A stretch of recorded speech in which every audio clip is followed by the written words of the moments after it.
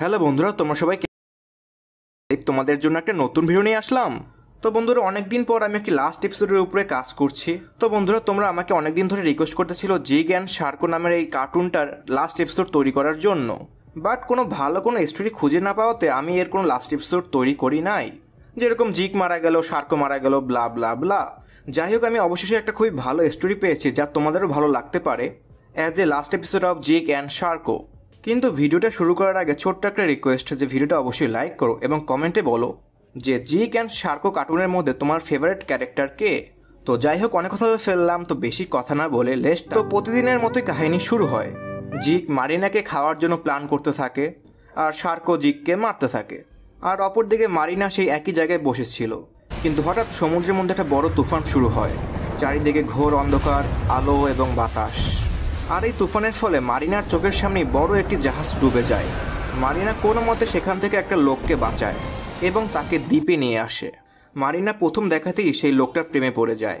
Marina সেই লোকটার দেখাশোনা করে এবং আস্তে আস্তে মারিনা সেই লোকটাকে সুস্থ করে তুলে। মারিনা এবং সেই লোকটা আস্তে আস্তে একে অপরকে ভালোবেসে ফেলে। এছাড়া সেই লোকটা জানতো না যে মারিনা একটা মারমেড বা মৎস্যকন্যা, কারণ মারিনা সবসময় সেই লোকটার সাথে নিজের বডিকে লুকিয়ে দেখা করতো। এরকমই অনেক দিন চলে যায় এবং কিছুদিন পরই সেই সমুদ্রের ভিতরে বড় বড় জাহাজ চলে আসে সেই লোকটাকে খোঁজার জন্য।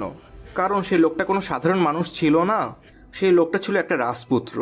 তো রাজার সৈন্যরা অনেক কষ্টে তাদের রাজপুত্রকে খুঁজে বের করে এবং সেই লোকটাকে মানে রাজপুত্রকে নিয়ে যায়। সেই রাজপুত্র থাকার অনেক চেষ্টা করে সেই আইল্যান্ডে বা দ্বীপে, কারণ সে মারিনাকেও সাথে নিয়ে যেতে চেয়েছিল। কিন্তু মারিনা জানে সে একটা মৎস্যকন্যা আর ওই লোকটা ছিল একটা মানুষ, আর এদের দুজনের মধ্যেকার সম্পর্ক কোনো সময় সম্ভব নয়। তাই মারিনা লুকিয়ে থাকে, আর রাজার সৈন্যরা অনেক কষ্টে জোর করে সেই রাজপুত্রকে সেখান থেকে নিয়ে যায়। তো এরকমই অনেক দিন চলে যায়, কিন্তু মারিনা এখনও তার ভালোবাসাকে ভুলতে পারে নাই। সে সবসময় চুপচাপ থাকে, কান্না করে। জিগ অ্যান্ড শার্কো আস্তে আস্তে জিনিসটা লক্ষ্য করে।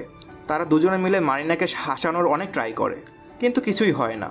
জিগ অ্যান্ড শার্কো কেউ জানতো না আসল কাহিনী, কিন্তু বার্নি মারিনা এবং তার সেই রাজপুত্রের ভালোবাসার গল্পটা জানতো এবং সে জিগ অ্যান্ড শার্কোকে সব কথা খুলে বলে। এরপরে জিগ অ্যান্ড শার্কো মারিনার দুঃখের কারণটা বুঝতে পারে। যাই হোক, এরপরে প্রতিদিনই সেই রাজপুত্র মারিনাকে খুঁজতে আসতো সেই সমুদ্রে বা সেই আইল্যান্ডে, আর মারিনাকে পাগলের মতো খুঁজে বেড়াতো। মারিনাও এটা লুকিয়ে লুকিয়ে দেখতো, কিন্তু সে কি করবে, সে একটা মৎস্যকন্যা এবং কোনো মানুষের সম্পর্ক কোনো সমাজই মেনে নেবে না। তাই সে কোনোদিনই সেই রাজার পুত্রের সাথে দেখা করে না। তো এরকমই অনেক দিন চলে যায়, কিন্তু মারিনার অবস্থা দিন দিন আরও খারাপ হয়ে যাচ্ছে। জিগ অ্যান্ড শার্কো মারিনার এই অবস্থা আর দেখতে পারতেছিল না, তাই তারা একটা কিছু প্ল্যান করে। সেটা হলো, আমরা যদি মারিনাকে সম্পূর্ণরূপে মানুষ বানিয়ে দেই, তাহলে সে তার ভালোবাসার মানুষকে বিয়ে করতে পারবে এবং তার সাথে থাকতে পারবে। কিন্তু এই কাজটা তারা কিভাবে করবে? অনেক রিসার্চ করার পরে জিগ জানতে পারে সমুদ্রের একটা রহস্যের কথা। অনেক বছর আগে সমুদ্রের একটা রাজা ছিল, বা মারমিড জাতির একটা রাজা ছিল, যার নাম কিং পসাইডন, যার কাছে একটা পাওয়ারফুল ট্রাইডেন্ট ছিল। এই ট্রাইডেন্টের কাছে নাকি সমুদ্রের সকল পাওয়ার আছে, আর এই ট্রাইডেন্টের মাধ্যমে যে কোনো কাজ করা যেতে পারে। তো জিগ শার্কোকে বলে, আমরা যদি কোনোভাবে এই ট্রাইডেন্টকে খুঁজে বের করতে পারি, তাহলে আমরা তা দিয়ে মারিনাকে মানুষের পা দিতে পারবো। এরপরে মারিনা চাইলে তার ভালোবাসার মানুষের সাথে থাকতে পারবে। কিন্তু শার্কো প্রথমে রাজি হয় না, কারণ শার্কো এটা জানে যদি তারা এটা করে তাহলে মারিনা তার কাছ থেকে অনেক দূরে চলে যাবে।